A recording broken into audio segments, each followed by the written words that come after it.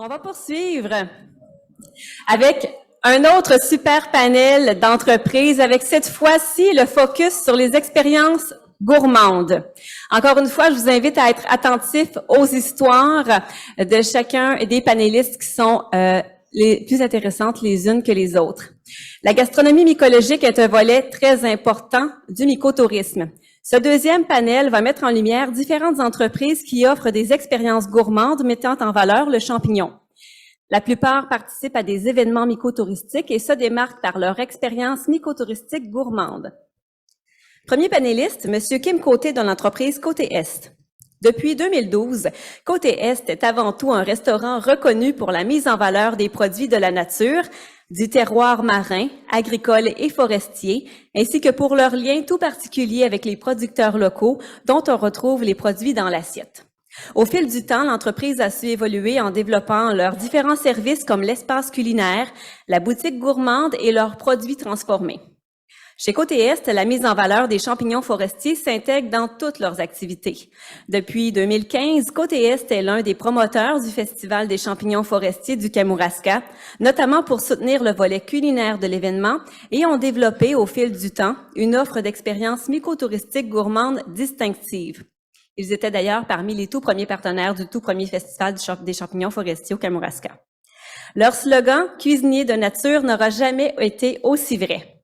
L'entreprise offre entre autres l'excursion gourmande myco-migrateur, des activités gourmandes comme l'apéro myco, des menus mycologiques et une implication importante, comme je le mentionnais, dans le Festival des champignons forestiers du Kamouraska. Merci d'accueillir Kim Côté.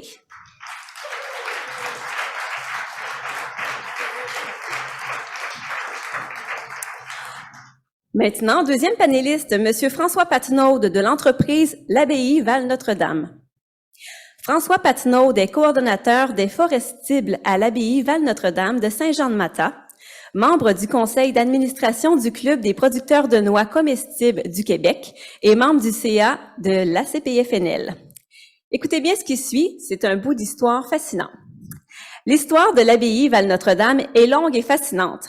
La congrégation a toujours gardé un lien fort avec la terre, multipliant les productions et transférant le savoir agricole.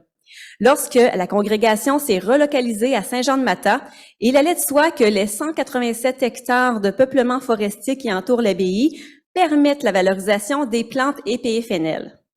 Ainsi, la communauté réalise désormais des activités de cueillette et de transformation des produits sauvages ou cultivés et gère le magasin de l'abbaye. Un lieu magnifique où l'on trouve notamment les nombreuses spécialités produites par les frères. C'est beau, hein? Depuis 2014, le magasin de l'abbaye développe et organise de nombreuses activités mycotouristiques dans le but de poursuivre la transmission des connaissances sur les forestibles. L'entreprise fait de nombreuses collaborations avec des entreprises de la région, notamment un herboriste et un biologiste, ainsi que l'entreprise Marcheur des Bois pour le volet gourmand. Leurs expériences mycotouristiques gourmandes sont uniques et variées. L'entreprise offre entre autres les activités guidées aux champignons comestibles, les randonnées gourmandes de l'abbaye, le pique-nique forestier, les ateliers culinaires et la fête des forestibles à la mi-décembre. Non, c'est pas vrai. Septembre, effectivement. Donc, merci beaucoup d'accueillir Monsieur François Patenaude.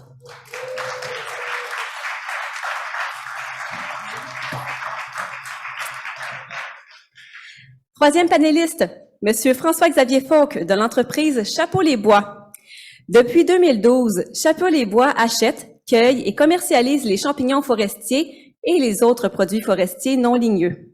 Bien connue par les plus grandes tables de la ville de Québec, l'entreprise a mis en place un réseau de cueilleurs et de distribution important. Au fil du temps, l'entreprise a développé toute une gamme de produits transformés pour mettre en valeur et faire connaître les produits de la forêt. En 2019, l'entreprise poursuit son développement en installant sa mycobrasserie au cœur du quartier Saint-Sauveur-Saint-Malo, où il fabrique plusieurs bières mycologiques, et ce, 7 ans après le lancement de leur première bière, la Chaga. De la forêt à la table est leur slogan. Chapeau-les-Bois est sans conteste un joueur d'importance au Québec pour la promotion et la mise en valeur du terroir forestier québécois. Afin de partager leur passion, les propriétaires organisent également des expériences mycotouristiques depuis 2016 dans lesquelles l'aspect gourmand est très important. L'entreprise offre entre autres le brunch dominical, suivi des activités guidées d'initiation aux champignons forestiers, des visites de la mycobrasserie, implication également dans des événements mycotouristiques comme le Festival des champignons forestiers du Kamouraska. Merci d'accueillir M. François-Xavier Faulk.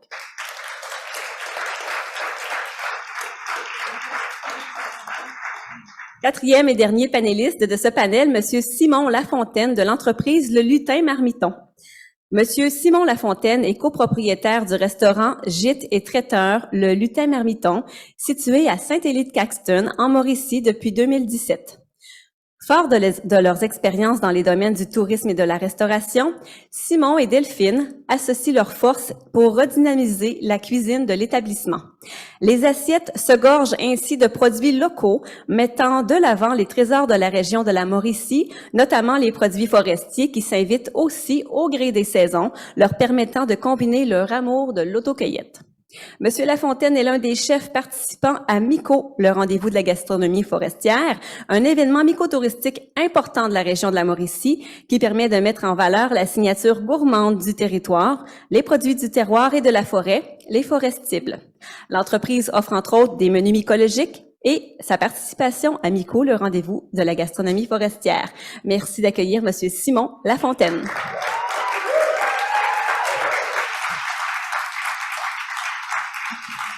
Et je vous présente maintenant les deux animatrices de ce panel, Madame Yvonne Tremblay et Madame Myriam Lambani. Madame Tremblay, juste ici à ma gauche, est directrice générale de Tourisme Kamouraska. Elle est impliquée de près dans le développement du mycotourisme dans la région, entre autres en siégeant sur le comité Le Kamouraska mycologique et en tant que copromoteur du Festival des champignons forestiers du Kamouraska. Madame Lambani est biologiste et mycologue. Elle enseigne dans le programme de bioécologie du Cégep de la Pocatière et fait découvrir, entre autres, la mycologie aux étudiants. Elle est impliquée dans le développement du secteur mycologique du Kamouraska depuis 2012 et siège également sur le comité Kamouraska mycologique ainsi que sur le CA du Cercle de mycologie du Kamouraska. À tous, bon deuxième panel. Merci. Merci beaucoup, Annie. Bonjour, messieurs. Bienvenue. Allô. Bonjour. On veut parler avec vous de gourmandise, de gastronomie. Fait qu'on voulait faire un premier tour de table en mettant l'eau à la bouche à nos convives. On aimerait ça que vous nous expliquiez c'est quoi vos produits gourmands et vos offres d'activités gourmandes. Vraiment tout ce qui est autour de la nourriture des champignons. Là, ça va être long. En fait, chez COTS, on a toujours, depuis le festival du champignon, on met à table toujours le champignon forestier en premier, après ça le champignon de culture. Mais sinon, on l'apprête de toutes les façons. On aime participer à toutes ces activités-là. Puis, on a, depuis l'année dernière, le myco-migrateur, dans le fond, c'est faire découvrir à la clientèle le haut pays et les attraits du haut pays et faire manger du champignon dans l'habitat du champignon. Alors, un dîner gastronomique en forêt, tout inclus avec moi. Avant de continuer le tour de table, j'aimerais ça que tu nous dises d'où t'es venue cette idée-là du myco-migrateur. Myco-migrateur, ben c'est vraiment pour moi, je l'ai fait. Parce que ça fait partie de moi. Moi, avant, j'étais un autodidacte. Puis avant, j'étais guide de chasse au Caribou dans le Nord. J'étais guide de kayak. Puis la restauration, c'est le fun. Mais je voulais me sortir de la cuisine. Puis je voulais faire vivre ma passion à d'autres gens.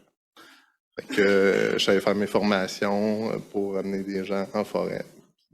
C'est de là que c'est parti. Myco-migrateur. Mais avant ça, chez COTS, on l'appelait migrateur. Quand on sortait COTS pour aller faire des événements, on l'appelait migrateur. Puis, on n'en fait quasiment plus de traiteurs comme hier. on choisit nos traiteurs, en fait. Alors, est venue l'idée de myco-migrateur, sortir de chez COTS, mais avec beaucoup moins de monde, puis que ce soit plus intime et plus fun. Alors, c'est une sortie qui dure environ 10 heures. C'est ça. Next. Donc, on parle de tout ce qui est gourmand, bien sûr. Donc, à l'abbaye, c'est un territoire de 187 hectares. On fait de la cueillette sauvage, donc sur le territoire, que ce soit des champignons ou l'ensemble des PFNL, mais qu'on préfère renommer en forestibles parce que c'est plus évocateur pour la panse.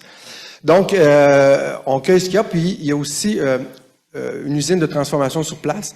Donc, on fait par exemple des caramels au PFNL. On va faire un caramel au mélilo et au poivre des dunes, un caramel au sapin. Et on fait aussi des chocolats forestiers, donc des chocolats avec de la renie, avec un chocolat au sapin aussi, chocolat à la gastache, etc. On a aussi des activités, si on va plus dans les activités, au niveau du mycotourisme, on a des formations, donc sur la cueillette de champignons ou sur la cueillette des forestibles dans leur ensemble, ça peut être sur les tisanes, ensemble des forestibles, etc. Puis, on va avoir aussi, sur le volet plus spécifiquement gourmand, on va avoir on a une collaboration avec une entreprise de la région qui s'appelle Marcheurs des Bois. Donc, il va y avoir la randonnée gourmande. C'est-à-dire qu'il y a un guide qui se promène avec les personnes en forêt. Donc, ça va aller du mois de mai jusqu'au mois de septembre. Donc, on va jamais croiser les mêmes choses dans la nature. Si on voit des champignons comestibles ou si on voit des plantes comestibles, on en parle aux personnes. Et il y a 2 arrêts en forêt où les gens mangent des bouchées froides. Puis on leur décrit les forestibles qui sont dans les bouchées. Par la suite, ils reviennent au magasin et là, il y a des bouchées chaudes, desserts et boissons à base de forestibles. Donc, ça, c'est les randonnées gourmandes. Il y a également le pique-nique forestier, qui est une randonnée de 2 heures en forêt, puis après ça, c'est un repas 5 services à l'extérieur, bien abrité, ça prend des petits chapiteaux parce que s'il fait pas beau, si le temps collabore pas, les gens au moins sont à l'abri puis vivent une belle expérience.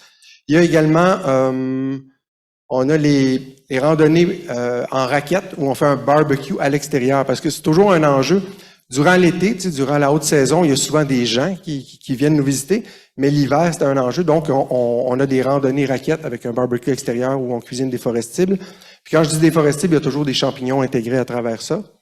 Et on a donc lancé, c'était la première édition l'an passé, la fête des forestibles. C'est principalement régional, donc c'est des entreprises qui travaillent dans le domaine des forestibles dans la Naudière, mais qui sait, un jour, on va peut-être élargir à l'ensemble du Québec.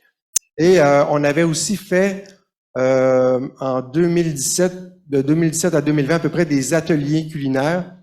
Toujours pour la même raison, on n'avait pas beaucoup d'affluence à l'abbaye l'hiver pour tout ce qui concerne le volet des forestibles.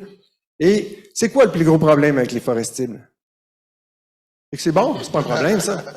Non, mais c'est souvent un problème de méconnaissance. T'sais. Ce qu'on vend, c'est un produit dont les gens ont peu souvent entendu parler, savent pas ce que ça goûte, savent pas comment le cuisiner non plus. Donc, nous, on s'est dit, oui, c'est bien, mettons, de faire des activités en forêt, des activités de cueillette, mais on va faire aussi des activités où on cuisine les PFNL. Donc, on a fait des ateliers durant l'hiver, donc cuisiner les champignons, cuisiner les petits fruits ou cuisiner les PFNL.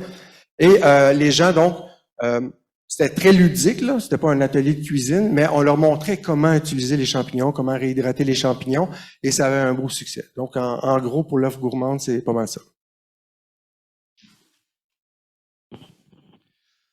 Bon, mais pour ce qui est de Chapot-les-Bois, nous, on a quand même la grande chance d'être dans la région de la capitale nationale. Donc, nos activités reliées avec les champignons, ça a d'abord commencé par la cueillette et la distribution, la restauration. Petit à petit, on en est venu à faire de la transformation après avoir installé un premier point de vente en ville en 2012. Et ça a été progressif, vraiment. On recherchait de plus en plus de rentabilité, évidemment, donc dans la transformation des produits forestiers. Et puis il y avait aussi le lien avec la restauration et le goût qu'on a aussi pour les bonnes choses, qui fait qu'on a de plus en plus commencé à produire au niveau de la transformation de produits forestiers des produits alimentaires, de plus en plus gastronomiques en fait. On essaye de mettre en valeur le plus possible les merveilleux produits qu'on va cueillir. Et donc, Chapot-les-Bois, on a étoffé une production alimentaire, une production de produits d'épicerie aussi, genre tablettes. Et puis, évidemment, de fil en aiguille, on avait commencé à travailler un peu les boissons. La première bière à base d'un champignon sauvage, la chaga, on l'a faite il y a maintenant 8 ans. Là, 8 ans historiquement, cette bière-là. Évidemment, ça a été un fil conducteur pour l'équipement de la microbrasserie. Ça a pris le temps que ça a pris. C'est jamais facile, c'est jamais rapide dans le monde des PFNL d'implanter, d'établir des choses. Mais là, présentement, on a réussi à installer donc une unité de production pour la bière, mais aussi pour des boissons non alcoolisées. Parce qu'évidemment, les produits forestiers, ça nous ouvre la porte au niveau de boissons. Vraiment un monde très vaste et qui est très, très en vogue en ce moment. C'est vraiment un domaine d'avenir pour ce qui est des boissons là, à base de produits forestiers, non alcoolisés, j'entends. La bière, on ne peut pas parler de saturation, mais je veux dire, c'est quand même déjà bien représenté. La bière avec des PFNL présentement au Québec, on a beaucoup de microbrasseries qui ont embarqué dans la game, comme on dit, puis qui commencent vraiment à travailler des produits de cueillette. Donc, ça va devenir plus ou moins le petit fer de lance, d'après moi, de la microbrasserie ici au Québec, de se démarquer de l'ensemble de la microbrasserie mondialement, j'entends, avec des recettes très spécifiques et qui sont vraiment uniques au terroir local ici. Donc ça, c'est vraiment très intéressant pour nous. Évidemment, comme je le disais, la clé pour la rentabilité, pour une entreprise qui travaille les PFNL, c'est la transformation. La distribution à la restauration en produits bruts, c'est quelque chose qui peut être intéressant au niveau des volumes, mais ça nécessite beaucoup de logistique, beaucoup d'organisation. Et au final, des produits bruts, la rentabilité d'un produit brut sera jamais la rentabilité d'un produit transformé. En première, en deuxième, voire même en troisième transformation.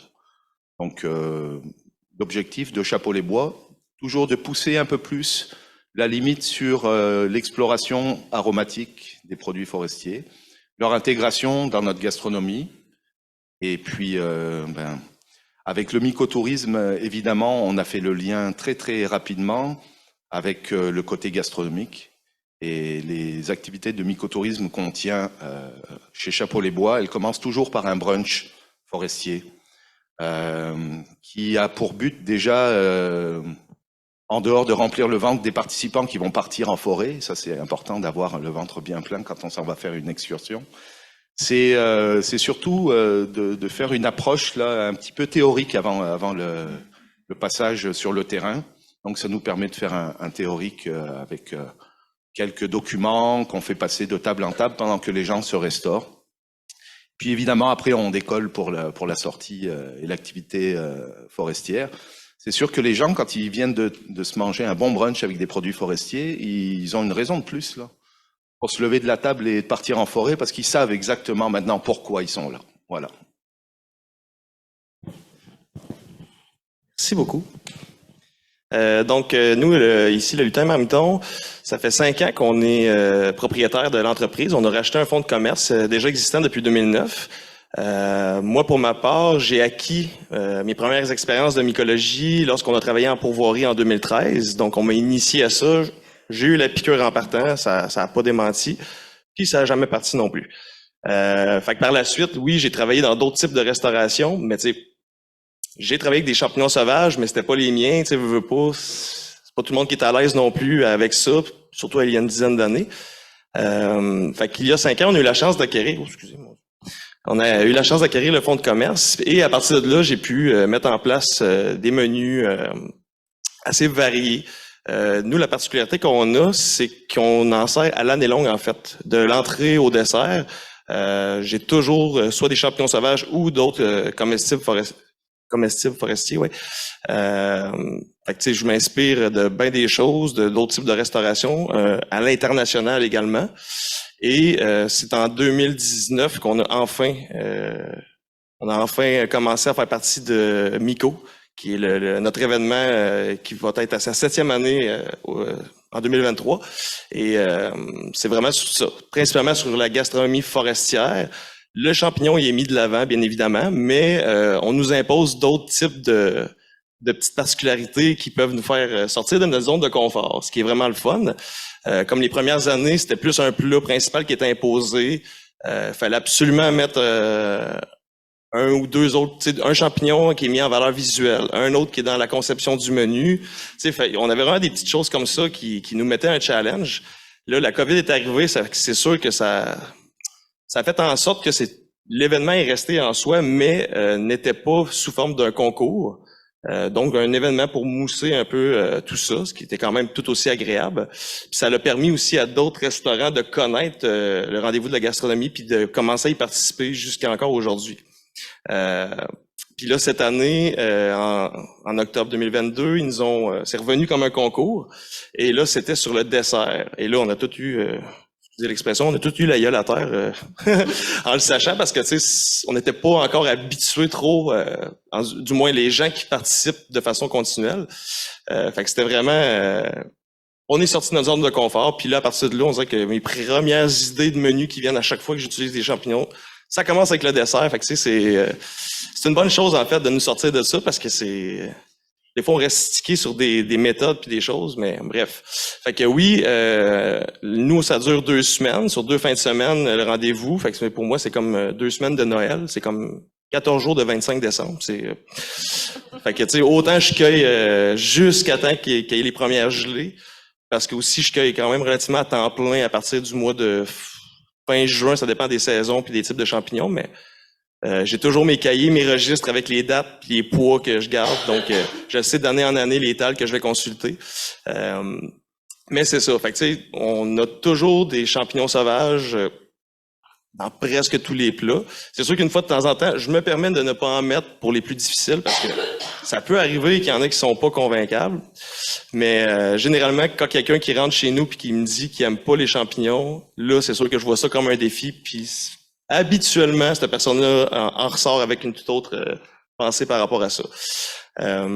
Puis le lutin marmiton, on est également un gîte et un traiteur. Fait que le traiteur a quand même pris de l'ampleur aussi depuis la COVID. Fait que ça me permet aussi de développer des menus très particuliers pour des clientèles.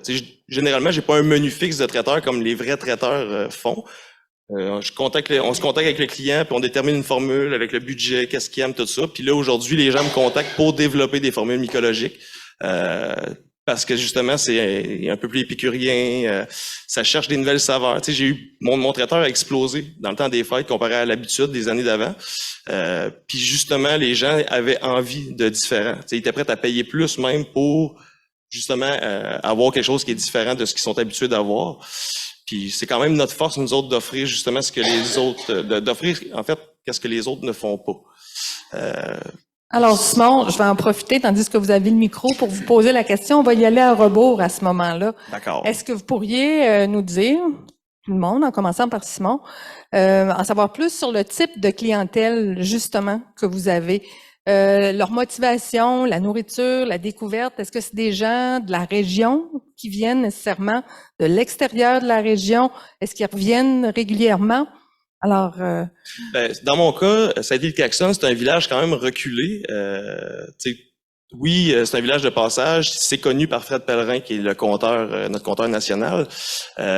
Puis il y a le parc national qui est pas loin. Fait qu'il y a tout le temps des gens qui passent. Mais ça dépend du moment de l'année dans notre cas, parce que l'été, c'est rempli de touristes. Il y a beaucoup de locations de chalets, beaucoup de chalets dans le coin, ce qui nous apporte quand même une nouvelle clientèle aussi. Puis avec les dernières années, ça a été beaucoup racheté. Il y a eu beaucoup de ventes, tout ça. Fait que l'été, c'est très, très... ça peut être autant de l'international que de l'extérieur aussi, de la Mauricie. Je vous dirais qu'il y a des moments plus tranquilles aussi. L'automne, là, maintenant, pour Mico, je développe un menu, puis je complète quasiment tous mes soirs juste avec mon 3 services, par exemple, parce que le monde vient pour ça. T'sais, ça peut arriver que les gens sont pas au courant de tout ça, mais après ça, les gens peuvent me contacter, puis « Hey, tu sais que tu faisais un traiteur, là, puis j'ai bien aimé ça quand tu es venu nous parler de ça. » Fait que tu sais, ça sollicite, puis c'est ça. Ça pique la curiosité, puis le fait que les gens le goûtent, puis que souvent, ils s'attendent pas du tout à ça. Tu sais, parce qu'on est capable de travailler maintenant les champignons tellement d'une façon que de texture différente aussi, parce qu'il y en a que c'est une question de texture, l'autre c'est les goûts, tout ça. Fait que maintenant, là, c'est bien rare que quelqu'un qui aime pas les champignons, en tout cas dans mon cas, fait qu'il... C'est ça, c'est une clientèle quand même épicurienne que j'estime attirer. Puis ils n'ont pas trop le choix non plus. je leur dis quand même quand ils s'assoient, tu sais, oui, j'ai du conventionnel, vous voulez manger un spaghetti, pas de problème, va être 50 $. Non, c'est vrai.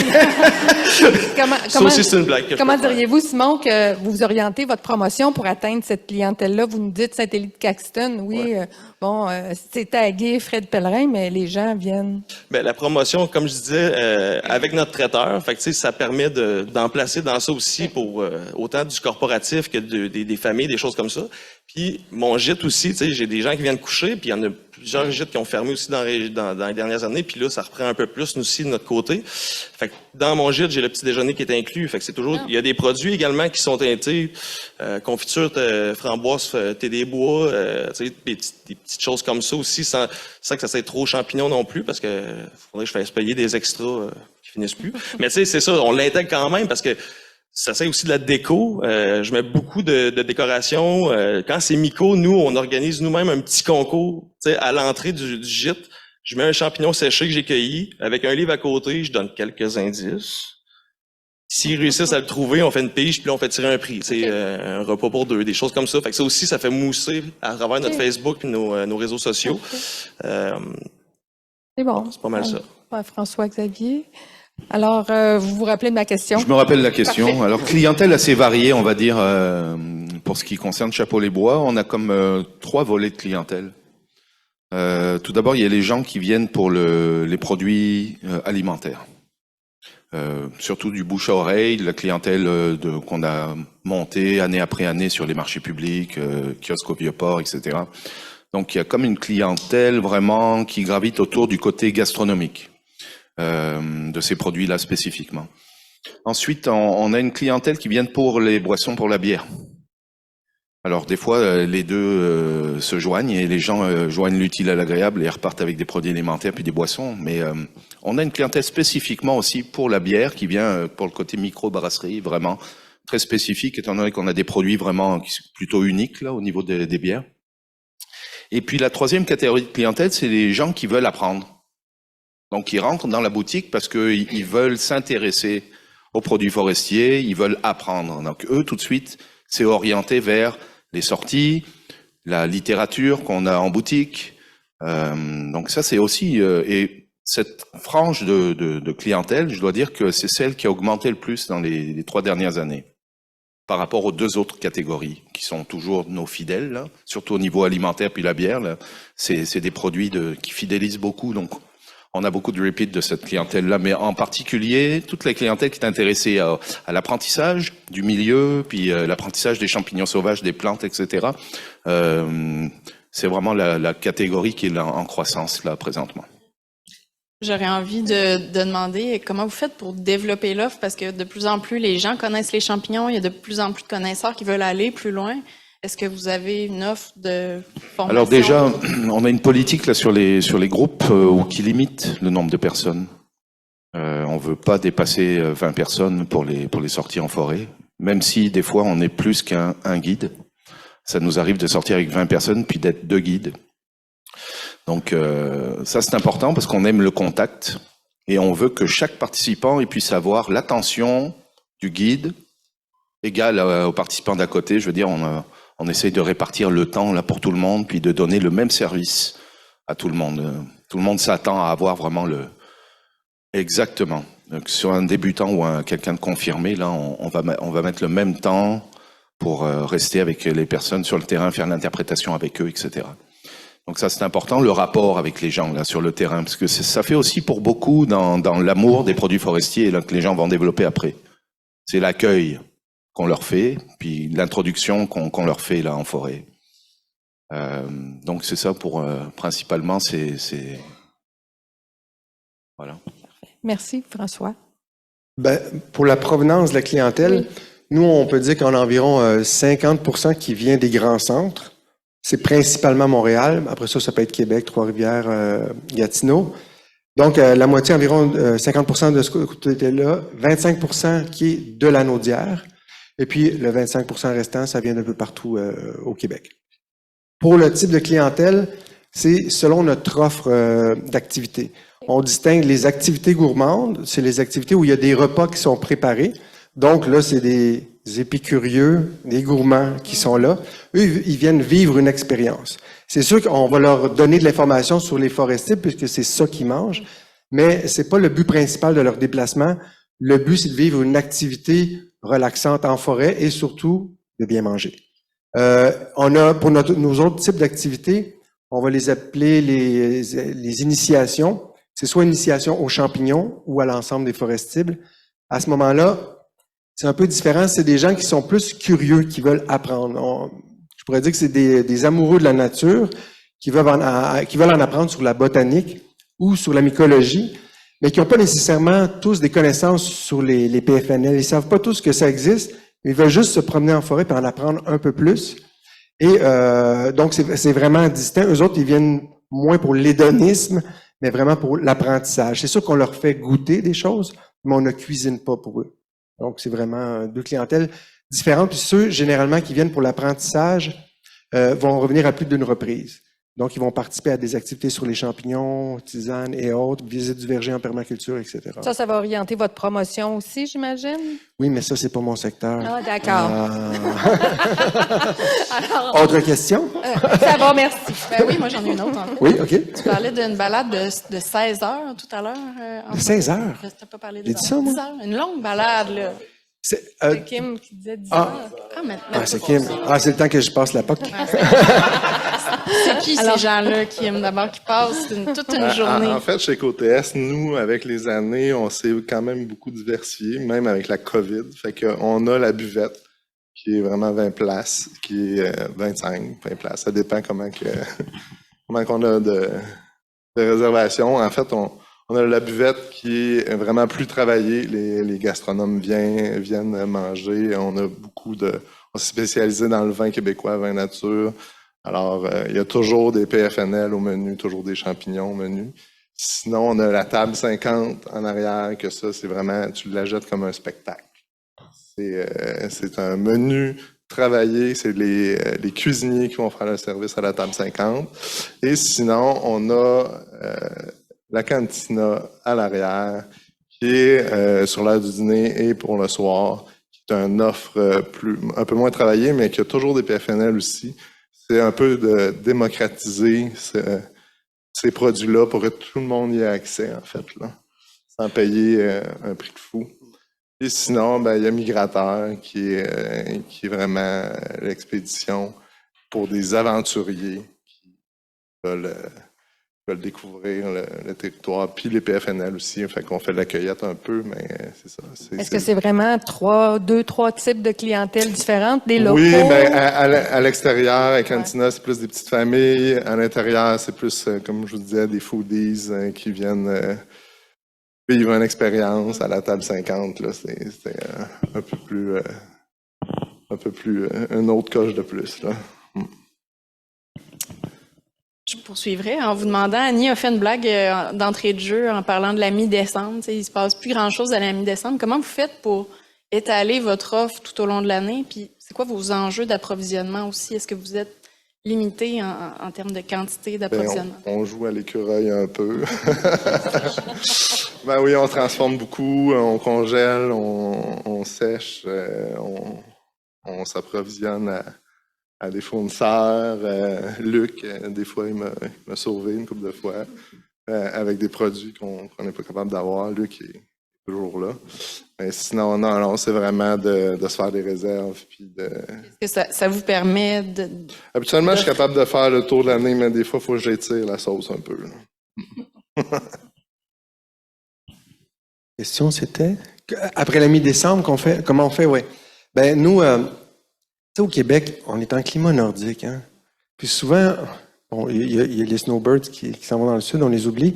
Je veux dire, souvent, on hésite à renouer ou à affirmer ou à, notre territoire nordique, notre nordicité. Nous, au début, on offrait que des activités, au printemps, été, automne, et on s'est mis progressivement à ajouter des activités l'hiver. Donc, comme je le disais tout à l'heure, il y a les randonnées en raquette, mais quand on se promène en raquette, ça ne nous empêche pas, si on voit un hêtre, de dire que lui, il produit des faines, des petites noix comestibles. Si on voit un vestige de verge d'or qui sort de la neige, on en parle. Si on croise des sapins, des épinettes, on va dire ce qu'on en fait. Donc, on va, durant la randonnée, premièrement, on renoue avec l'hiver, puis avec le plaisir de l'hiver. Et parfois, on a des étudiants, par exemple, on a un partenariat avec les étudiants en cuisine à l'école Calixa-la-Vallée à Montréal. C'est à Montréal-Nord, c'est une clientèle passablement immigrante, donc qui vient d'Afrique. Puis, quand ils font une randonnée en raquette, c'est quelque chose, là. Donc, c'est vraiment, donc eux, ils ils sont en contact avec une réalité qui est pas nécessairement présente à Montréal, puis c'est super cool. Puis, on l'avait fait une année et il y avait beaucoup de gens qui avaient eu froid. Il y a même des étudiants qui étaient venus, pas de bottes, en running shoe. Donc, maintenant, on a une yourte chauffée. Ce qui fait que c'est plus agréable. Mais on a d'autres, comme par exemple, on a une activité, c'est cueillir et cuisiner le sapin. Donc, on prend nos raquettes, on va en forêt, on va distinguer c'est quoi la différence entre un sapin, une épinette, les pins avec le cèdre. On va montrer les différents résineux. Et on fait une petite cueillette, on revient, on a un local où on peut travailler et on va faire, par exemple, une eau de sapin, une infusion avec du sapin, un chèvre-chaud au sapin et on va avoir un petit PowerPoint où on va expliquer comment cuisiner le sapin de différentes façons. Si on l'utilise comme un légume forestier quand on prend les pousses fraîches, si on fait sécher les pousses, on leur fait sentir, ça va sentir plus sucré comme la barbe à papa. Les aiguilles fraîches ou les aiguilles sèches, la poudre de sapin qu'on peut utiliser dans des pâtisseries, dans des biscuits, dans toutes sortes de façons. Donc, on fait une petite formation avec une partie extérieure, puis à l'intérieur, oui, on cuisine un petit peu, mais on fait surtout expliquer les différentes possibilités. Puis je pense que c'est ça qu'il faut faire dans le cas des PFNL. Vraiment, si on veut que leur utilisation soit démocratisée dans les cuisines du Québec, il faut les faire connaître puis pas hésiter à donner bien l'information. Et qu'en fait, l'hiver pour nous, c'est beaucoup le temps des produits secs et des produits surgelés qu'on aura réussi à mettre de côté l'été, pendant la période des cueillettes.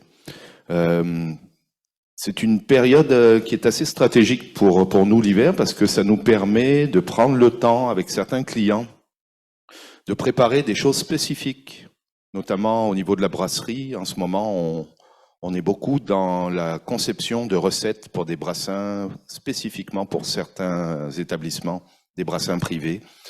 Travailler avec des PFNL que les gens nous ont suggérés, que les chefs avec qui on travaille nous ont suggéré, parce qu'ils veulent orienter leur menu pour le printemps et l'été en fonction des boissons qu'on va leur faire. Et puis, il y a aussi la cueillette du chaga l'hiver. C'est quand même un champignon qui nous permet de faire des sorties et faire de la cueillette.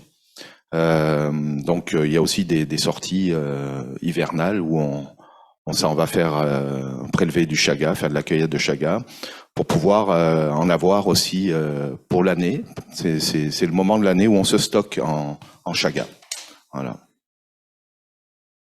Ben moi, à partir de mi-décembre, j'hiverne jusqu'au mois de juin. Non, c'est pas vrai.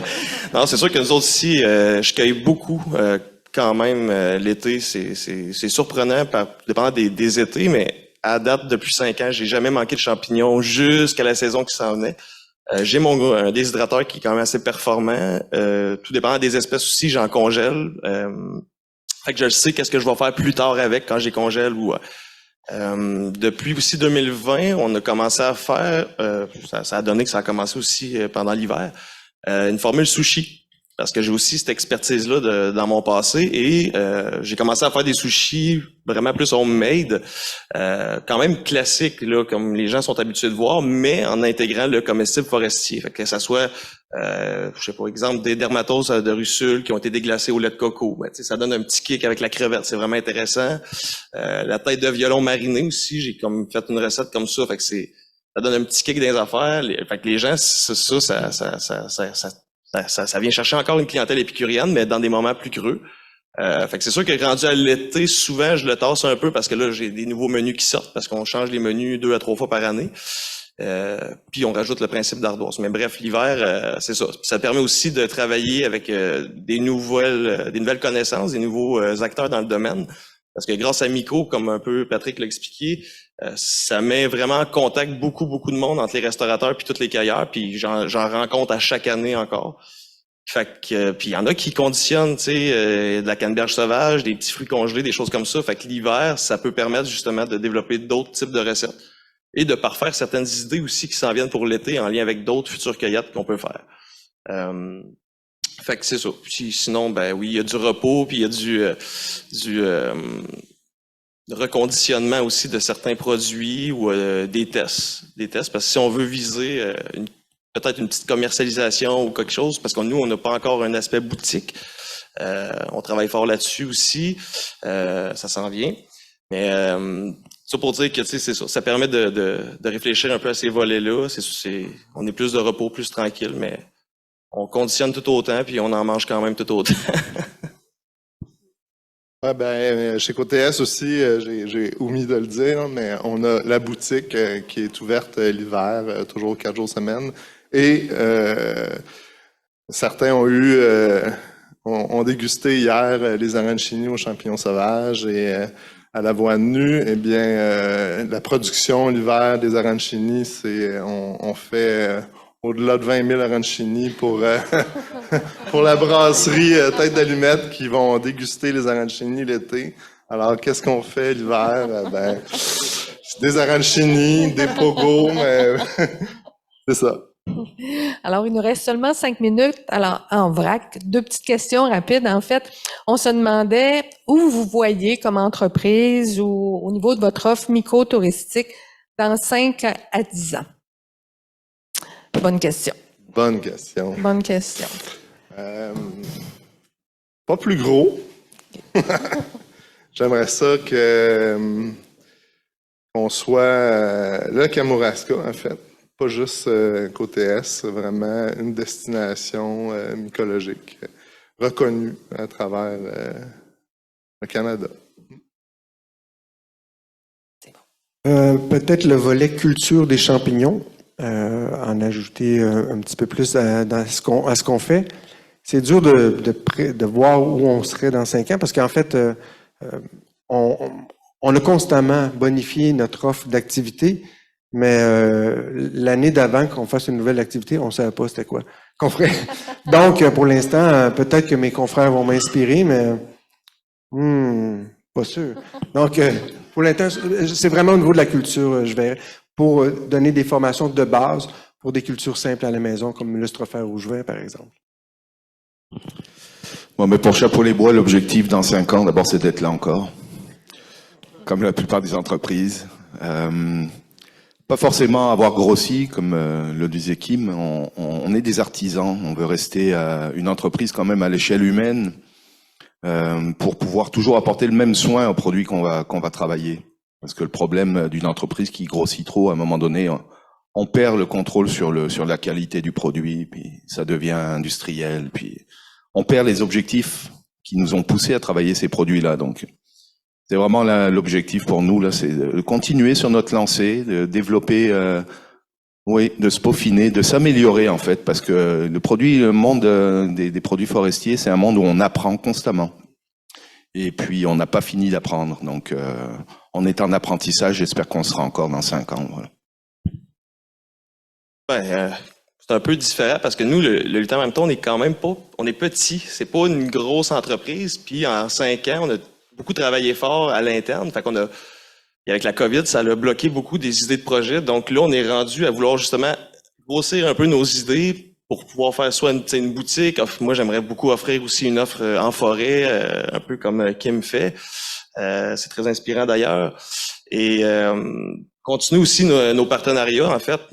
Ça peut grossir, puis tant qu'à moi, ça peut jamais arrêter parce que j'adore ça. Puis continuer aussi à nous impliquer dans le domaine parce que, comme je le dis souvent, faire partie des acteurs qui mettent en place présentement le microtourisme au Québec. Ben, on veut faire en sorte que ça soit reconnu à l'international pour être également une destination touristique plus large. Donc, c'est pas mal ça. Tu sais, puis également, rester en vie d'ici 5 ans. C'est sûr qu'avec toutes les choses, les petites contraintes qu'on traverse, ça fait poser des questions, mais on reste toujours motivé puis passionné. Donc, c'est ça qui nous garde sur le droit chemin. Merci, messieurs. Merci beaucoup. Merci. Merci à vous. Non, on a fini. On a fini. Je reste. Non, on continue à ça.